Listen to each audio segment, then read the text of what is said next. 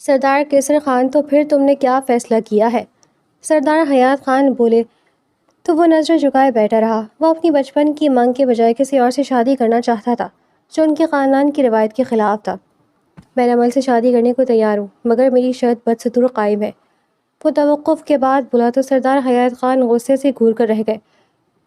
وہ اسے براہ راست پر لانے کے لیے کچھ بھی کر سکتے تھے، اور اسی ضد میں انہوں نے شاہوں کی حویلی کی طرف سے آیا ہوا سبتین شاہ کا رشتہ اپنے نواسی نمل حیات کے لیے قبول کر لیا۔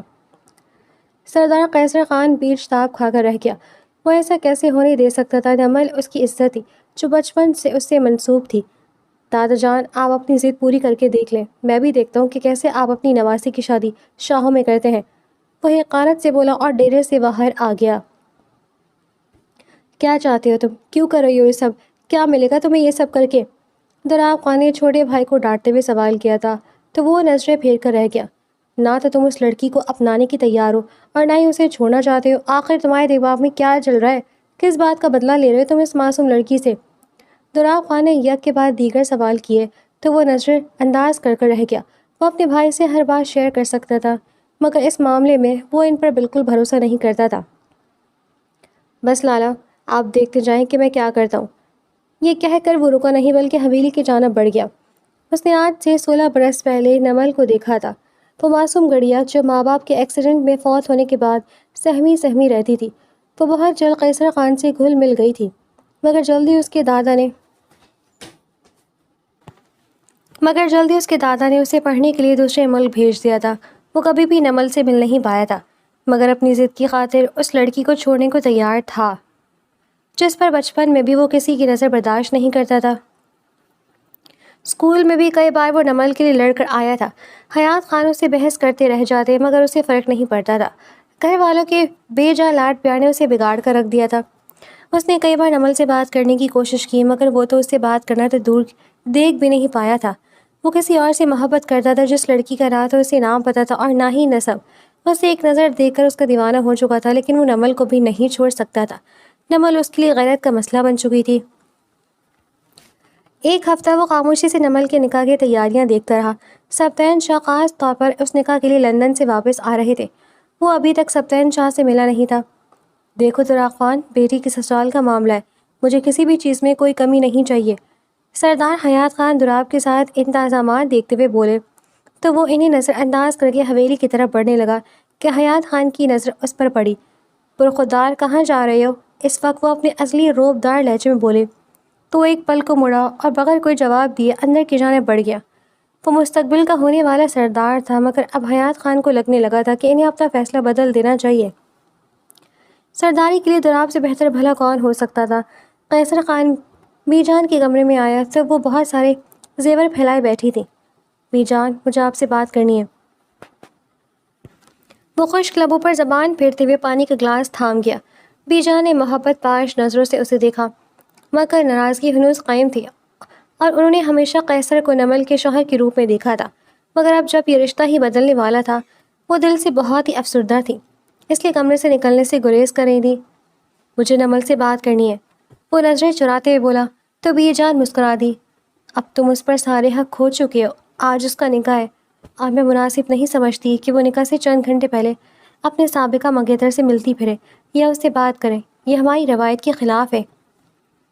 سردار قیصر خان، وہ اس کا مکمل نام لیتے بولی تو قیصر خان کو احساس ہوا کہ وہ اس سے کتنا زیادہ ناراض ہو چکی ہیں، مگر وہ کیا کر سکتا تھا؟ ضد میں ہو ہر چیز چھوڑنے کو تیار بیٹھا تھا۔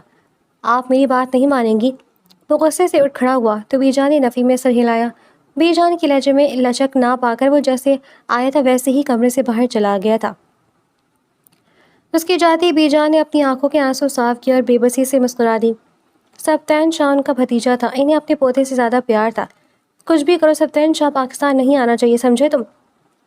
وہ موبائل پر کسی کو سختی سے حکم دیتے ہوئے باتھ روم کی طرف بڑھ گیا۔ نکاح کی تیاریاں اپنے عروج پر تھیں، مہمانوں کا گرم جوشی سے استقبال کیا جا رہا تھا، کھانا بن کر تیار ہو چکا تھا۔ سردار حیات کافی دیر سے سبتین شاہ اور ان کے گھر والوں کے آنے کا انتظار کر رہے تھے۔ 2 گھنٹے ہو چکے تھے، گرمی اتنی نہیں تھی جتنی انہیں محسوس ہو رہی تھی۔ نہ جانے وہ لوگ ابھی تک کیوں نہیں آئے تھے۔ وہ کئی دفعہ کال ملا چکے تھے، مگر کوئی بھی فون نہیں اٹھا رہا تھا۔ مجبوراً انہیں اپنا آدمی شاہوں کی حویلی بیچنا پڑا تاکہ معلوم کر سکے کہ وہ ابھی تک کیوں نہیں پہنچے۔ عصر سے مغرب ہو چکی تھی اور اب تو عشاء کی اذان ہونے والی تھی۔ اتنے گھنٹے بیت گئے، مہمانوں کا دھیان بٹانے کے لیے انہوں نے کھانا کھول دیا تھا۔ کھانا کھانے کے بعد بہت سے مہمان وہاں سے جا چکے تھے۔ سردار حیات خان پریشانی سے ادھر سے ادھر ٹہل رہے تھے۔ ان حالات میں صرف ایک شخص تھا جو سب سے زیادہ مطمئن بیٹھا تھا، اور وہ کوئی اور نہیں، سردار قیصر خان تھا۔ دادا جان، آیا نہیں آپ کا وہ پیارا بھتیجا؟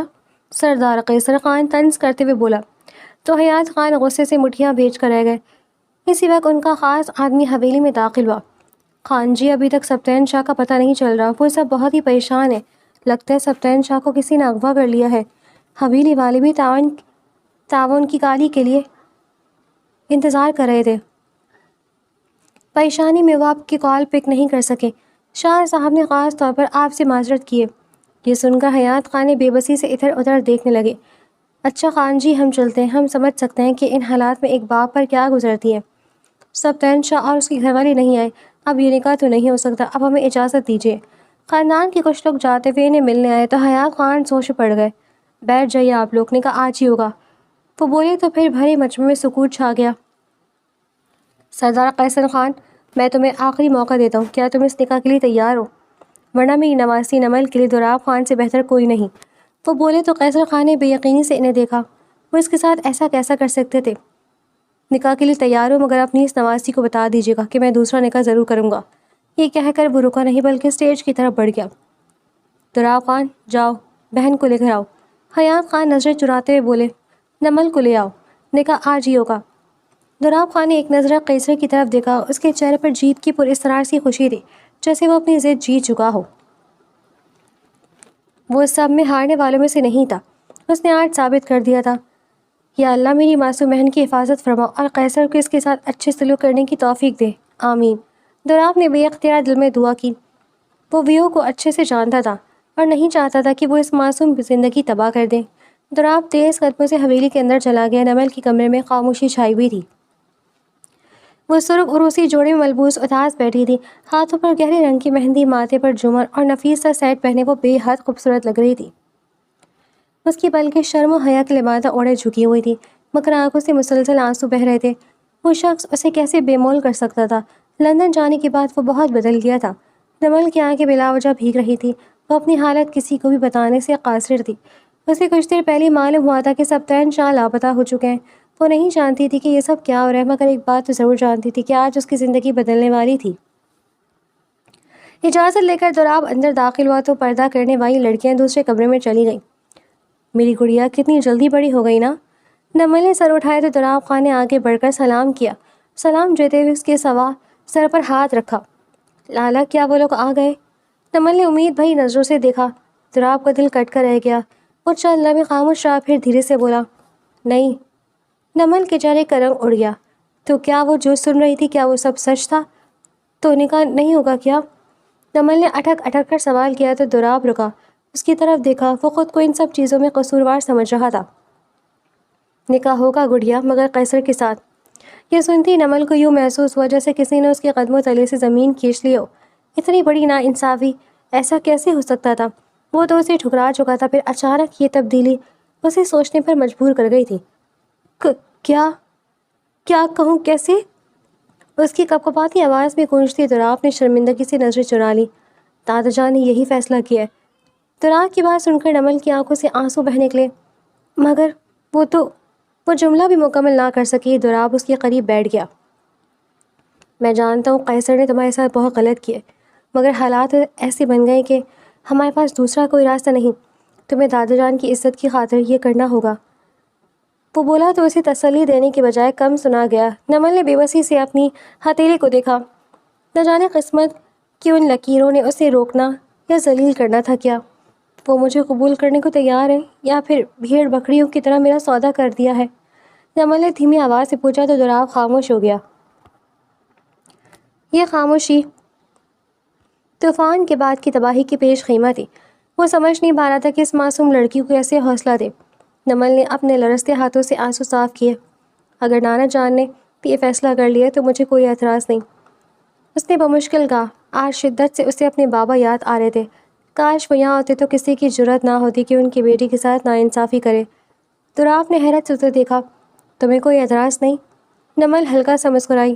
اعتراض کا آپشن ہے؟ اس کی مسکراہٹ اتنی بے بس تھی کہ دراپ کا دل بھر آیا۔ وہ مرد ہو کر بھی آنسو پر کنٹرول نہیں کر پایا۔ دوسری طرف قیصر خان اسٹیج پر بے فکری سے بیٹھا موبائل چلا رہا تھا۔ اس کے دوست اس کے ارد گرد کھڑے نکاح خواہ کا انتظار کر رہے تھے۔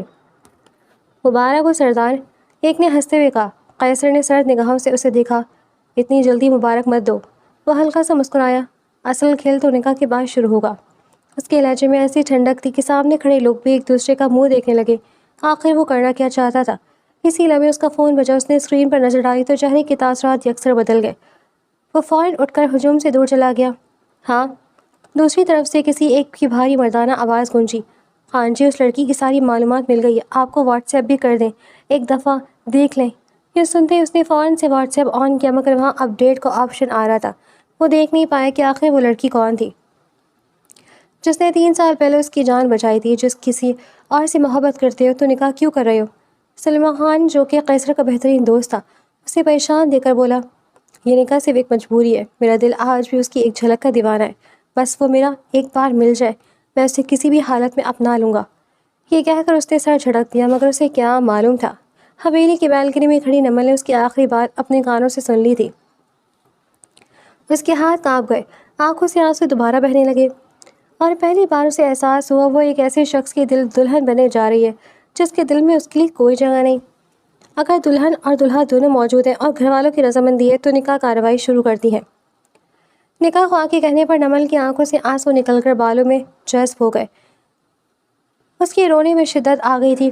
نکاح خواہ نے نکاح پڑھانا شروع کیا تو ہال میں ایک بار پھر خاموشی چھا گئی۔ چند لمحوں بعد دراپ خواہ نمل کو لے کر اسٹیج کی طرف بڑھا۔ سرخروسی لباس میں ملبوس نمل کے قدم بری طرح لڑکھڑا رہے تھے۔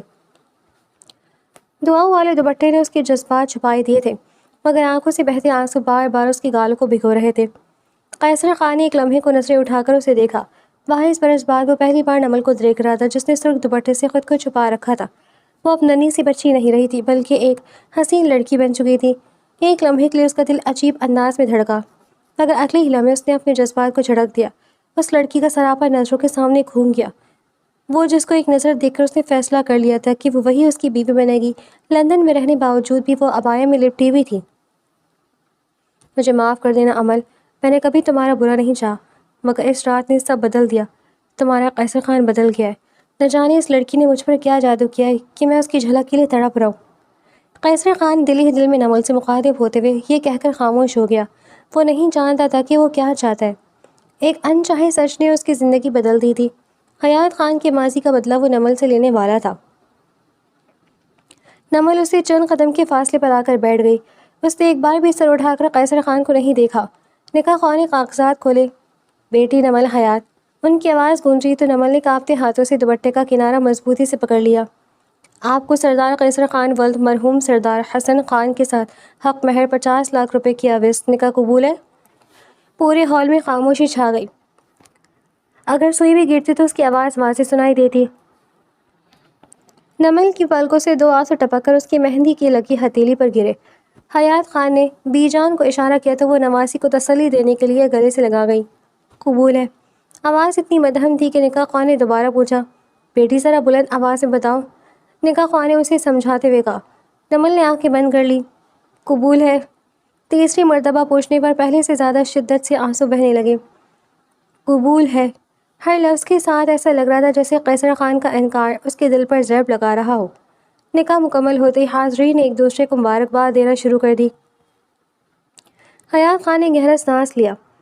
شکر تھا کم از کم ان کی نواسی کی عزت محفوظ تھی، ورنہ دلہے کی نہ جانے نہ آنے کی وجہ سے جو چیموگیاں پھیل رہی تھی وہ خوفزدہ ہو گئے تھے، مگر وہ اچھی طرح جانتے تھے کہ اصل امتحان اب شروع ہوا ہے۔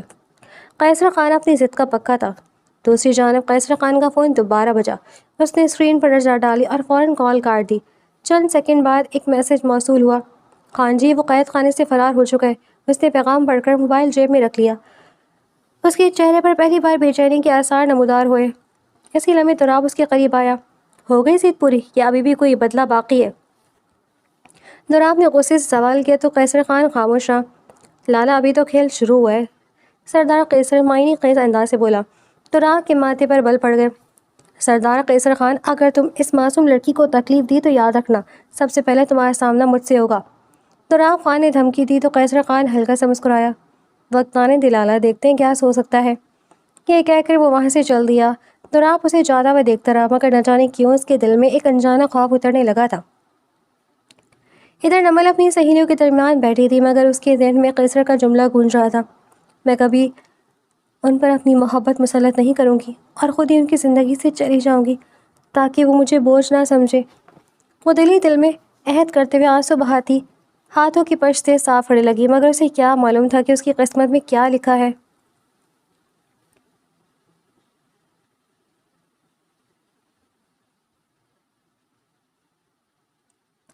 رات کے 11 بج رہے تھے۔ نکاح کی تمام رسمیں ختم ہو چکی تھیں۔ زیادہ تر مہمان رخصت ہو چکے تھے، جبکہ حویلی میں صرف قریبی رشتہ دار باقی رہ گئے تھے۔ نمل اپنے کمرے میں بیٹھی خاموشی سے اپنے ہاتھوں کی مہندی کو دیکھ رہی تھی، جس کا رنگ بہت گہرا آیا تھا۔ آج وہ سردار قیصر خان کی بیوی بن چکی تھی، مگر دل میں دلہن والی کوئی خوشی نہیں تھی، حالانکہ برسوں اس نے اس دن کا انتظار کیا تھا۔ دروازے پر ہلکی سی دستک ہوئی۔ اندر آ جاؤ۔ دراف خان کی آواز سن کر نمل فوراً کھڑی ہو گئی۔ لالا، آپ؟ دراف کو دیکھ کر وہ خاصی حیران ہوئی۔ دراف نے اس کے سر پر شفقت سے ہاتھ رکھا۔ کیسی ہو؟ نمل نے زبردستی مسکرا کر ان کی طرف دیکھا۔ اسے لگا وہ بولے گی تو دراف کو پتہ چل گیا کہ وہ روئی ہے، لیکن وہ اس کا بھائی تھا، بچپن سے جانتا تھا کہ وہ کیسی ہے۔ دراف نے اس کی آنکھوں کی نمی دیکھ لی تھی۔ بیٹا، اگر کبھی بھی قیصر تمہیں کوئی تکلیف دے تو سب سے پہلے میرے پاس آنا، تم اکیلی نہیں ہو، تمہارا بھائی تمہارے ساتھ ہے۔ نمل کی آنکھیں پھر سے بھر آئی تھی، وہ کچھ بول نہیں پائی، آنسو حلق پہ اٹک گئے تھے۔ لالا، کیا وہ واقعی مجھ سے اتنی نفرت کرتے ہیں؟ نمل نے خود کو سنبھالتے ہوئے سوال کیا۔ دراف چند لمحے خاموش رہا۔ گڑیا، وہ تم سے نفرت نہیں بلکہ محبت کرتا ہے، بس جتاتا نہیں ہے۔ وہ دادا جان کو شکست خوردہ دیکھنا چاہتا ہے اور اس لیے یہ سب کر رہا ہے۔ دراف نے اسے سمجھاتے ہوئے نظریں چرائیں۔ فرق کیا ہے لالا؟ کاش بابا زندہ ہوتے تو میرے ساتھ یہ ناانصافی نہ ہونے دیتے۔ نمل کی بات سن کر وہ خاموش بیٹھا رہا۔ میں دعا کرتا ہوں کہ ایک دن وہ خود تمہاری قدر جان جائے۔ محبت تو کرتا ہے، بس اقرار کرنے سے ڈرتا ہے۔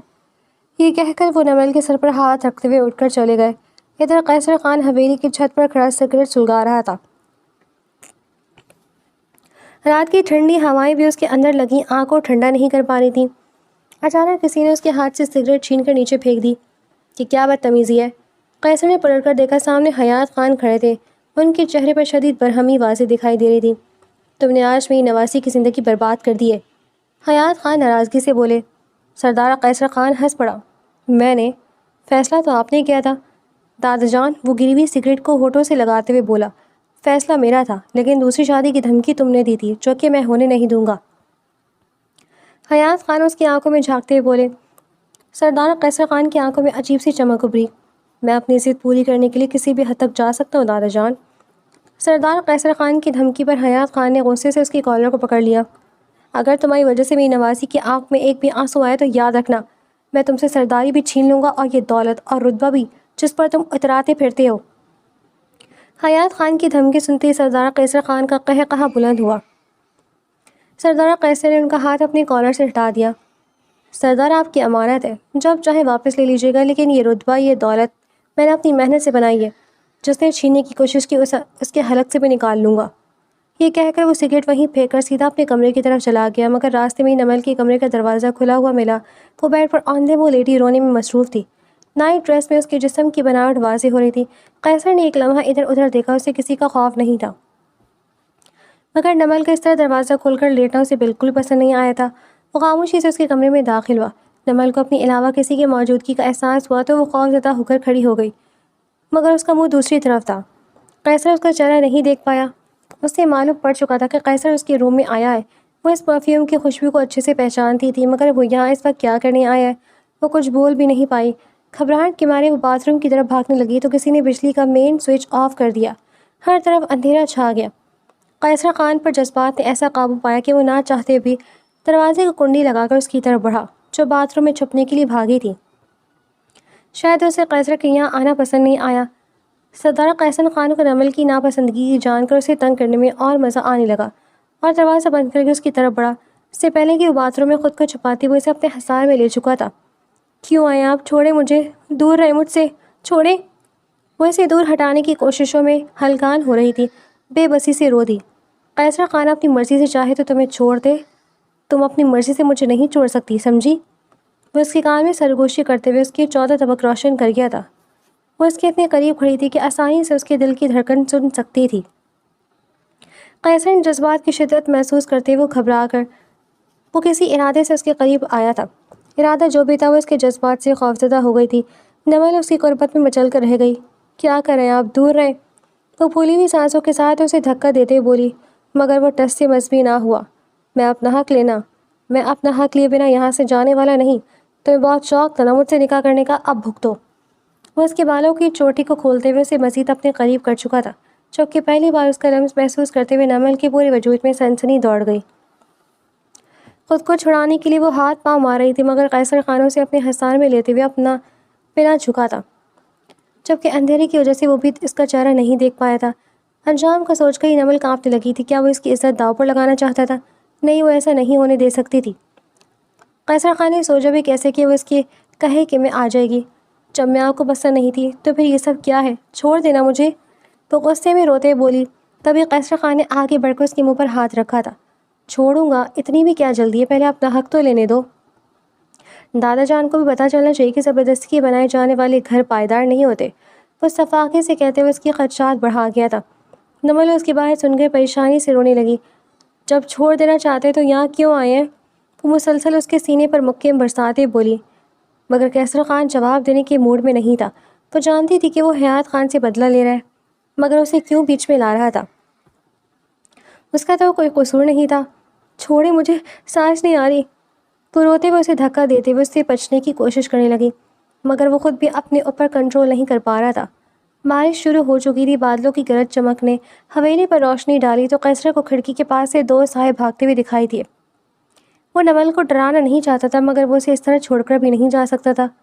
خاموش، اب تمہاری آواز نہیں آنی چاہیے، ورنہ تم جانتی ہو میں تمہیں جو سزا دوں گا وہ تمہیں بالکل بھی پسند نہیں آئے گی، تو معنی خیز انداز میں کہتے ہوئے اسے چپ کروانے کے لیے بولا۔ تو نمل نے بے بسی سے اسے دیکھا۔ آخر وہ کیا چاہتا تھا؟ چھوڑے مجھے، ایک بار پھر درد سے کہاتے ہوئے وہ بولی، مجھے جانے دیں۔ اس کے رونے میں کمی آ رہی تھی۔ قیصر خان نے اسے بولتے ہوئے دیکھا تو اس کے منہ پر ہاتھ رکھا۔ رات کے اس پیر حویلی میں انجان لوگ داخل ہوئے تھے۔ وہ گھبرائے نہیں تھا، بلکہ گن نکال کر اسے لوڈ کرتے ہوئے وہ نمل کو کرسی پر بیٹھتے ہوئے کھڑکی کی طرف بڑھا، مگر افسوس وہ لوگ وہاں سے جا چکے تھے۔ میں آپ کو کبھی معاف نہیں کروں گی، چلے جا یہاں سے، ورنہ میں اپنے آپ کو ختم کر لوں گی، وہ چاقو اٹھاتے بولی۔ تو قیصر نے آگے بڑھ کر اسے تھامنا چاہا، مگر اس احساس ہو گیا تھا کہ حویلی میں اندھیرے کا فائدہ اٹھاتے ہوئے وہ لوگ تہہ خانے کی طرف بڑھ چکے تھے۔ نہ جانے ان کا مقصد کیا تھا۔ اس نے نمل کو اس کی حفاظت کے لیے کمرے میں لاک کیا اور وہ خود کمرے سے نکل گیا۔ نمل روتے ہوئے بے بسی سے کرسی پر بیٹھ گئی تھی۔ اس کے ساتھ ایسے کیسے کر سکتا تھا؟ یعنی نکاح ایک ڈھونگ کے سوا کچھ نہیں تھا۔ وہ اسے چھوڑ دینے والا تھا، یہ سوچتے ہی وہ پھوٹ پھوٹ کر رو دی۔ اسی وقت شہر سے دور ایک ویران فارم ہاؤس کے تہہ خانے میں ایک شخص کرسی پر بندہ اونچی آواز میں کہا رہا تھا۔ اس کے چہرے پر زخم تھے، ہاتھ رسی سے بندھے ہوئے تھے۔ وہ اور کوئی نہیں، سبتین شاہ تھا۔ دروازہ چڑچڑاتے ہوئے کھلا۔ ایک نقاب پوش شخص اندر داخل ہوا۔ سبتین نے نفرت سے اسے دیکھا۔ آخر چاہتے کیا ہو تم لوگ؟ نقاب پوش نے سبتین کو چلاتے ہوئے دیکھا تو ایک مکہ اس کے چہرے پر مارا رہا کر رہ گیا۔ ابھی کچھ نہیں، وہ رازدارہ انداز میں اس کے کان میں بولتے ہوئے پیچھے ہٹا تو سبتین شاہ اسے گھوڑنے لگا۔ یہ آنکھیں اسے کچھ دیکھی لگی تھیں اور آواز جیسے اس نے پہلے کہیں سن رکھی تھی۔ تو پھر مجھے اغوا کیوں کیا؟ سبتین نے غصے سے سوال کیا۔ کیونکہ اگر تم آج نکاح کے لیے پہنچ جاتے تو سردار قیصر خان سے کیا وعدہ میں کبھی پورا نہ کر پاتا۔ سبتین کی آنکھیں حیرت سے پھیل گئیں۔ کیا؟ قیصر خان، سبتین نے بے یقینی سے کہا۔ تو نقاب پوش نے فوراً اس کے منہ پر ہاتھ رکھ دیا۔ وہ غصے سے کچھ بڑبڑاتے ہوئے کمرے سے جانے لگا، مگر دروازہ بند ہونے سے پہلے سبتین نے اس کے ہاتھ پر زخم کا نشان دیکھ لیا، اور اس زخمی ہاتھ میں موجود وہ انگوٹھی پہلے بھی دیکھ چکا تھا، مگر اس کا دماغ اس قدر معاف ہو چکا تھا کہ وہ سوچ نہیں پا رہا تھا کہ آخر وہ انگوٹھی اس نے کہاں دیکھی ہے اور وہ شخص کون ہے جس نے اسے یہاں قید کر رکھا ہے۔ سردار قیصر خان سیڑھیاں اترتے ہوئے لاؤنج میں داخل ہوا تو اسے کچن میں کوئی سایہ دکھائی دیا۔ اس نے بغیر سوچے سمجھے وہ پستول اس آدمی کے سر پر دے ماری۔ وہ بے ہوش ہو کر نیچے گر چکا تھا۔ کچن کی کھڑکی کھلی ہوئی تھی، سامنے سے منظر دکھائی دے رہا تھا۔ وہ لوگ تہہ خانے میں داخل ہو چکے تھے۔ نہ جانے تہہ خانے میں داخل ہونے کے پیچھے کیا راز چھپا تھا۔ اس نے پریشانی سے سوچا اور فوراً نیچے کی طرف بڑھ گیا۔ جو گارڈ جاگ رہے تھے ان کا دھیان اس طرف نہیں تھا، اور جو حویلی کے اندر بیٹھے ہوئے تھے وہ اونگ رہے تھے۔ قیصر نے انہیں جگانا مناسب نہیں سمجھا اور خود طے خانے تک چلا آیا۔ وہ تعداد میں زیادہ تھے، گارڈز کو بلانا ضروری تھا، وہ یکدم ان پر حملہ نہیں کر سکتا تھا۔ ان لوگوں سے لڑنے کے لیے حکمت عملی کا ہونا ضروری تھا۔ اس نے بغیر سوچے سمجھے اور بغیر شور کیے فوراً سے طے خانے کا دروازہ بند کر دیا۔ شاید ان لوگوں کو بھی اندازہ ہو چکا تھا اور فوراً دروازے کی طرف بڑھے، مگر افسوس دروازہ لاک ہو چکا تھا۔ سردار قیصر خان ابھی مڑا ہی تھا جب سامنے اسے سردار حیات خان آتے دکھائی دیے۔ رات کے اس پیر وہ کوئی ہنگامہ نہیں چاہتا تھا، وہ جانتا تھا کہ وہ آخر کس کے آدمی ہے جو دن دہاڑے ان کے گھر میں گھس آئے ہیں۔ وہ خاموشی سے اپنے کمرے کی طرف جانے لگا۔ وہ حیات خان کی یہاں سے جانے کا انتظار کر رہا تھا، جو خاصی رنجیدہ دکھائی دے رہے تھے۔ شاید ان کی میڈیسن ختم ہو گئی تھی، وہ وہی لینے گئے تھے، کیونکہ ان کے ہاتھ میں گاڑی کی چابیاں تھیں جو یہ ثابت کرتی تھی کہ وہ ابھی بھی باہر سے آ رہی ہیں۔ پرخوردار، رات کے اس وقت کیا کر رہے ہو؟ وہ سرد لہجے میں تفتیش کرتے ہوئے بولے تو سردار قیصر خان نے فوراً گھڑی کی طرف دیکھا جو رات کے 2 بجا رہی تھی۔ کچھ نہیں دادا جان، میں وہ ایسے ہی واک کر رہا تھا، وہ نظریں چراتے بولا تو سردار حیات خان کو کچھ گڑبڑ کا احساس ہوا۔ صبح میرے کمرے میں آنا، مجھے تم سے کچھ معاملات ڈسکس کرنے ہیں، وہ بولے تو سردار قیصر نے اس بات میں سر ہلایا اور فوراً کچن کی طرف بڑھ گیا۔ وہ سردار حیات خان کے کچن میں جانے سے پہلے اس آدمی کو وہاں سے ہٹا دینا چاہتا تھا۔ شاید وہ پیاسے تھے اور کچن میں پانی پینے چلا آیا تھا، یا اس کے پیچھے اس کا کوئی اور مقصد بھی ہو سکتا تھا۔ سردار قیصر خان اس بات سے انجان تھا، اس لیے وہ خاموشی سے کچن کی طرف بڑھ گیا۔ ابھی وہ کچن میں داخل ہوا ہی تھا جب اسے آہٹ محسوس ہوئی۔ چراغ خان عجلت میں موبائل اٹھائے اسے باہر کی طرف جاتا ہوا دکھائی دیا تھا۔ قیصر پوچھنا چاہتا تھا، مگر فی الحال اس آدمی کو ٹھکانے لگانا ضروری تھا۔ سب کی نظروں سے بچتے ہوئے اسے اٹھا کر اسٹور تک لے آیا اور وہیں کرسی پر باندھ دیا۔ وہ صبح اس معاملے میں تفتیش کرنا چاہتا تھا، فی الحال اسے بھی زیادہ ضروری کام نمٹانا تھا۔ سبتین شاہ اس کے جنگل سے بھاگ نکلا تھا اور نہ جانے وہ اب تک کہاں غائب تھا۔ اسے سب کی نظروں میں اچھا بنتے ہوئے سبتین شاہ کو ڈھونڈ کر لانا تھا۔ ابھی وہ گاڑی میں بیٹھا ہی تھا جب اس کا موبائل بج اٹھا۔ انجان نمبر دے کر پہلے تو اس نے کال کاٹ دی، پھر سبتین شاہ کا سوچ کر فوراً اس نمبر پر کال بیک کی تو سامنے والے آدمی کے ہنسنے کی آواز اسے بخوبی سنائی دی، جیسے کوئی اس کا مذاق اڑا رہا ہو۔ سنا ہے تم نے سبتین کو ڈھونڈ رہے ہو؟ تھوڑی دیر بعد بھاری مردانہ آواز گونجی تو سردار قیصر خان کے نمبر نوٹ کرنا چاہا، مگر وہ نمبر شو نہیں ہو رہا تھا۔ میں جانتا ہوں وہ میرا نمبر معلومات اکٹھی کرنا چاہو تاکہ میرے خلاف کارروائی کر سکوں، مگر یہ جان لو کہ اگر میں پکڑا گیا تو بچو گے تم بھی نہیں، کیونکہ سبتین کو اغوا کرنے کے پیچھے تمہارا ہاتھ ہے۔ وہ آدمی بولا تو سردار قیصر خان غصے سے کرسی کی پشت سے ٹیک لگا کر رہ گیا۔ کون تھا وہ جو ان کی رازوں سے واقف تھا؟ کون ہو تم اور کیا چاہتے ہو؟ وہ بولا تو سامنے موجود شخص نے اس کی بات نظر انداز کر دی۔ میں جو بھی ہوں تمہیں اس بات سے فرق نہیں پڑنا چاہیے، بس اتنا جان لو کہ ہمارا دشمن ایک بے سردار قیصر خان کو، وہ آواز کچھ نہیں سنی لگ رہی تھی، مگر وہ کون ہے یہ جان نہیں پایا تھا، لوکیشن بھی وہ ٹریس نہیں کر پایا تھا۔ سبتین شاہ کو آ کر لے جاؤ، مگر بدلے میں مجھے نمل چاہیے، وہ بولا تو سردار قیصر خان نے غصے سے موبائل کو گھورا۔ وہ اپنی عزت کسی اور کے حوالے کیسے کر سکتا تھا؟ میں جانتا ہوں تمہیں اس سے کوئی لگاؤ نہیں ہے، بہتر ہے کہ اسے یہاں لے آؤ اور سبتین شاہ کو لے جاؤ۔ اگر تم نے ایسا نہ کیا تو نمل کو تمہیں حاصل کر لوں گا، سبتین شاہ بھی اپنی جان سے جائے گا۔ نہ جانے وہ شخص کون تھا اور اس کا نمل سے کیا رشتہ تھا۔ ٹھیک ہے، میں نمل کو لے آؤں گا، مگر میری ایک شرط ہے۔ سردار قیصر خان گھاٹے کا سودا کرے، یہ کیسے ہو سکتا تھا؟ مجھے تمہاری ہر شرط منظور ہے، نمل کو لے آؤں، تو بولا تو سردار قیصر خان نے اس سے ڈیل کی۔ اسے نمل اور سبتین شاہ دونوں کچھ کو بچانا تھا، وہ کسی ایک کو بھی کھونے کا رسک نہیں لے سکتا تھا۔ ابھی وہ کمرے میں آئے تھا جب نمل کو سوتا دیکھ کر وہ اس کی طرف بڑھا۔ اس کی طرف آنکھیں دکھائی دے رہی تھی، لمبے بالوں نے چہرے کو ڈھانپ رکھا تھا۔ وہ آگے بڑھا تو وہ ڈر کے مارے اٹھ بیٹھی تھی۔ نمل کو اپنے سامنے دیکھ کر اسے یقین نہیں آیا تھا کہ اتنے برس پہلے وہ جس لڑکی سے لندن میں ملا تھا وہ کوئی اور نہیں نمل حیات ہے۔ اس نے آج تک نمل کا چہرہ نہیں دیکھا تھا، مگر اب جب دیکھا تو وہ خود پر کنٹرول نہیں کر پا رہا تھا۔ کیا وہ اس کے سامنے تھی، وہی جس کے لیے اس نے تہجد کی نماز ادا کرنا شروع کی تھی، وہی جو خود بخود اس کی دعاؤں میں شامل ہو گئی تھی؟ خدا نے اسے اتنی آسانی سے عطا کر دی اور وہ ابھی تک شکوے کرتا رہ گیا تھا۔ یہ اس نے یاد کر دیا کہ وہ کافی دیر نمل کو بے یقینی سے دیکھتا رہا۔ نمل خوفزدہ ہو کر پیچھے ہٹی تو وہ ہوش میں آیا۔ آپ یہاں کیا کر رہے ہیں؟ وہ نفسر سے بولی تو سردار قیصر خان نے حیران ہو کر اسے دیکھا۔ اس نے اپنے رد عمل سے نمل کو خود سے بہت دور کر دیا تھا، اور اب تک جس نعمت کو ٹھکراتا آیا تھا وہی اس کا وبال و جان بنی ہوئی تھی۔ اس نے ایک نظر آسمان کی طرف دیکھا اور مسکرایا۔ تو مجھے تم سے بات کرنی ہے، نیچے آؤ۔ وہ خوشی سے خود پر کنٹرول کرتے بولا تو نمل نے حیران ہو کر اسے دیکھا۔ پہلی فرصت میں وہ اسے پاگل لگا تھا جو کبھی اسے نفرت کا اظہار کرتا اور اب اسے دیکھ کر اتنا بلش کر رہا تھا۔ اس نے زندگی میں پہلی بار کسی مرد کو بلش کرتے دیکھا تھا۔ میں نہیں آؤں گی، تو بولی تو قیصر خان مسکرایا۔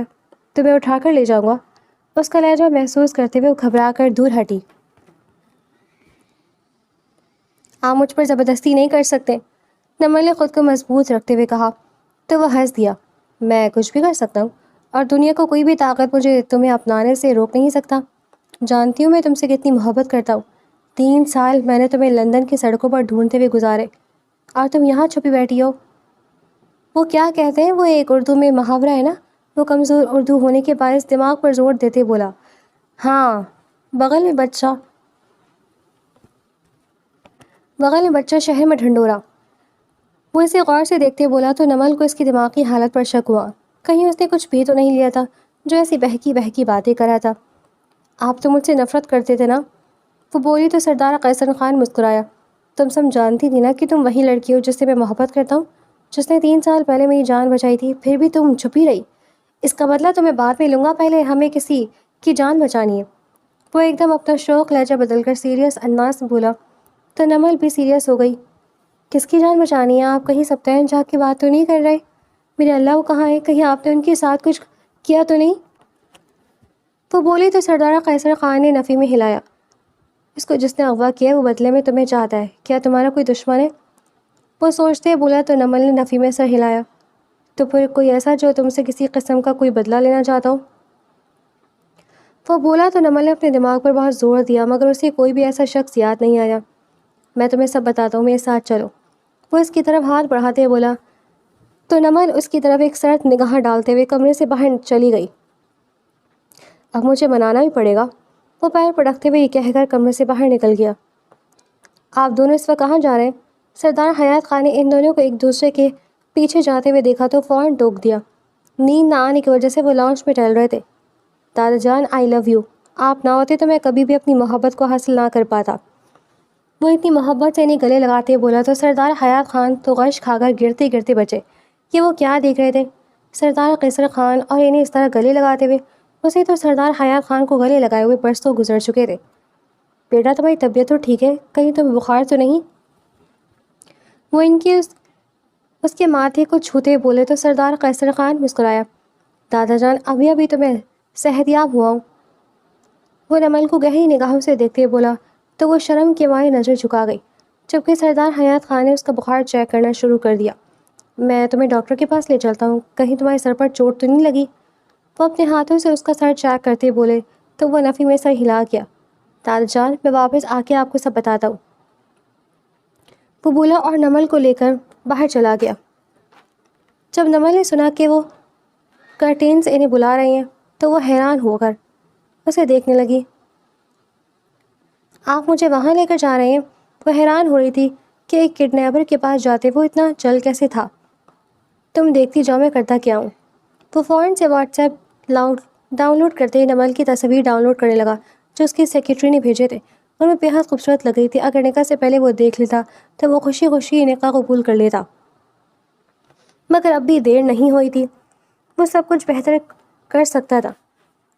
میں سب کچھ ٹھیک کر دوں گا، میرا یقین کرو، یہ کہہ کر اس نے اپنے دوست کو میسج کیے اور گاڑی سٹارٹ کر دی۔ ہم ایک انسان کو بازیاب کروانے جا رہے ہیں اور آپ گانے سن رہے ہیں۔ وہ اس کی دماغی حالت پر ایک بار پھر شک کرتے ہوئے حیران ہو کر اسے دیکھنے لگی جو گنگنا رہا تھا۔ میں نے کہا نا سب ٹھیک ہو جائے گا، وہ بولا تو نمل سر جھٹک کر رہ گئی۔ آدھے گھنٹے بعد وہ لوکیشن پر پہنچ چکے تھے۔ میں اسے لے آئی ہوں، سبتین کو باہر بھیجو، وہ بولا اور نمل کو لے کر باہر نکل گیا۔ آپ میں ذرا شرم و حیا بچی ہے یا نہیں؟ اپنی عزت دوسروں کے حوالے کر رہی ہیں، وہ بے یقینی سے روحان سی ہو کر بولی تو سردار قیصر خان مسکرایا۔ تم ایک کام کرو، تم گاڑی بیٹھو، میں سبتین کو لے کر آتا ہوں۔ گاڑی لا کے کوئی تمہیں دیکھنا تو دور ہاتھ بھی نہیں لگا سکتا۔ یہ کہہ کر وہ گنگناتے ہوئے اندر کی طرف بڑھ گیا، جیسے یہ سب اس نے اپنی مرضی سے کیا۔ دوسری طرف سبطین شاہ کو یاد آ گیا تھا کہ وہ انگوٹھی کس کی ہے، لیکن جس انسان کی وہ انگوٹھی تھی وہ تو برسوں پہلے پولیس کے حملے میں مارا جا چکا تھا، تو پھر وہ کون تھا؟ لوگوں سے نظریں بچاتے اس پرانی حویلی میں داخل ہوا اور فوراً سے مین سوئچ آف کر دیا۔ صرف اندھیرا چھا گیا۔ وہ خود لال ٹین لے کر آگے بڑھا۔ اس کے آدمی محترق ہو چکے تھے اور شاید اس سے بھی اندازہ ہو گیا تھا کہ کوئی اندر داخل ہو چکا ہے۔ کسی کا بھی دھیان نمل کی طرف نہیں گیا۔ اچانک وہ لاؤنج میں داخل ہوا تو سبطین اسے یہاں دیکھ کر حیران رہ گیا۔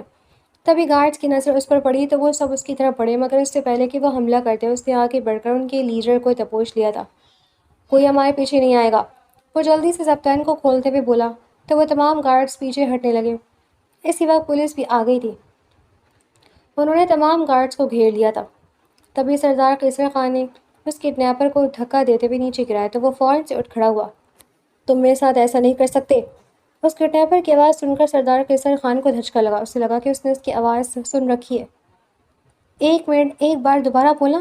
وہ اس کے تھوڑا قریب ہو کر بولا تو کڈنیپر نے اس کے منہ پر ایک مکہ جڑ دیا۔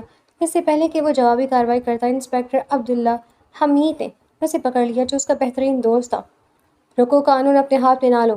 انہوں نے جیسے ہی اس آدمی کے منہ سے کپڑا ہٹایا، سب یہ دیکھ کر حیران رہ گئے۔ وہ کوئی اور نہیں، نمل کے بابا تھے، جو ایک پولیس کے حادثے میں مارے جا چکے تھے۔ وہ زندہ کیسے تھے، یہ بہت بڑا شاک تھا۔ آپ یہاں؟ آپ تو سردار قیصر خان، جملہ ادھورا چھوڑتے بولا تو حشمت اللہ خان مسکرا دیا۔ تمہارے باپ نے مجھے جیل بھجوایا، مجھ پر بے بنیاد الزام لگوائے۔ تمہیں کیا لگتا ہے کہ میں تم لوگوں کو سکون سے جینے دوں گا؟ تمہارے دادا کی وجہ سے میری بیوی اور بچہ مر گئے، اور تمہارے باپ کی وجہ سے میں جیل چلا گیا۔ میں تم لوگوں کو چھوڑوں گا نہیں۔ یہ کہہ کر وہ غصے سے آگے بڑھا، مگر سردار قیصر خان نے اسے اپنی باہوں میں دبوچ لیا۔ تم نے میرے باپ کو مارا تھا نا، اور الزام میرے دادا پہ لگا دیا تاکہ میری ساری زندگی ان سے نفرت کرتا رہوں اور میرے بھائی کے خلاف بھڑکاتے رہے۔ تمہیں کیا لگا تھا کہ میں تمہیں پہچانوں گا نہیں؟ حشمت اللہ خان، میں تمہیں زندہ نہیں چھوڑوں گا۔ میں تمہارے بل سے باہر آنے کا انتظار کر رہا تھا۔ سردار قیصر خان اس کی گردن مروڑتے ہوئے بولا تو ہر طرف سکوت چھا گیا۔ تراب خان اور اپنے آدمیوں کے ساتھ وہیں داخل ہوا۔ وہ اپنے دوست کو ایکسیڈنٹ ہو جانے کی وجہ سے ہسپتال تھا، جب اسے گارڈ کی طرف سے خبر ملی کہ نمل اور سردار قیصر خان کہیں جا رہے ہیں تو ڈر کے مارے وہ ان کا پیچھا کرتے آیا تھا۔ جب یہاں آ کر سامنے کا منظر دیکھا تو بھوکلا گیا۔ سب سے زیادہ حیرت اسے حشمت اللہ خان کو دیکھ کر ہوئی تھی۔ لالا، وہ میں نے ابھی ابھی ماموں سلیمان حیات کو دیکھا ہے، نمل اچانک سے پیچھے آ کر بولی تو سب حیران رہ گئے۔ 18 سال سے پہلے بم دھماکے میں سلیمان حیات اور ان کے کچھ دوست انتقال کر گئے تھے، مگر کوئی نہیں جانتا تھا کہ انہیں کڈنیپ کر لیا گیا تھا، اور ان میں جو ڈیڈ باڈیز ملی تھی ان میں سردار سلیمان حیات کی ڈیڈ باڈی تھی ہی نہیں، یعنی حشمت اللہ خان نے انہیں اتنے سالوں سے قید کر رکھا ہوا تھا۔ یہ جان کر سردار قیصر خان غصے سے بھر گیا اور زار و قطار حشمت اللہ خان کو مارنے لگا۔ انسپکٹر عبداللہ فوراً بیچ میں آئے اور انہیں پکڑ کے لے گئے، جبکہ تراب خان اور قیصر خان دونوں تہہ خانے کی طرف بھاگے تھے۔ وہاں سلیمان حیات کی حالت دیکھنے والی نہیں تھی، وہ بے حد کمزور ہو چکے تھے۔ ایسا لگ رہا تھا جیسے وہ چند منٹوں کے مہمان ہیں۔ وہ دونوں انہیں لے کر ہسپتال پہنچے۔ ڈاکٹرز نے علاج شروع کر دیا۔ سردار حیات خان کو پتہ چلا تو وہ فوراً ہسپتال پہنچے۔ پولیس کے مقابلے میں حشمت اللہ خان مارا گیا تھا، یہ جان کر نمل زار و قطار ہو رہی تھی۔ سردار قیصر خان نے کئی بار اسے دلاسا دیا تو وہ چپ ہوئی۔ اس کی طبیعت کا خیال کرتے سردار حیات نے پوتے اور نواسی دونوں کو گھر بھیج دیا تھا۔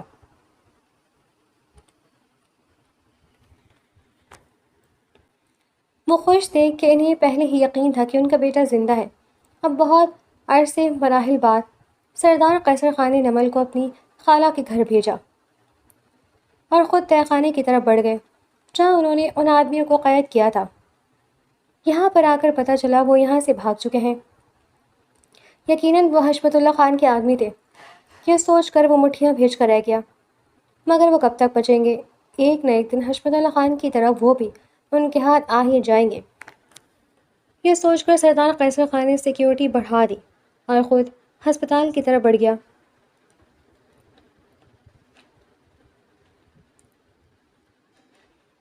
نمل اب محفوظ ہاتھوں میں تھی۔ جسے وہ چاہتا تھا وہ اسے مل چکی تھی۔ بھلا اسے اور کیا ہی چاہیے تھا؟ اور اس کا باپ جس کی کمی اس نے ہمیشہ سے محسوس کی تھی، آج وہ بھی بازیاب ہو گیا تھا۔ اس سے بڑھ کر اسے اور کیا چاہیے تھا؟ شکرانے کے نوافل ادا کرنے کے لیے وہ ہسپتال کی مسجد کی طرف بڑھ گیا تھا۔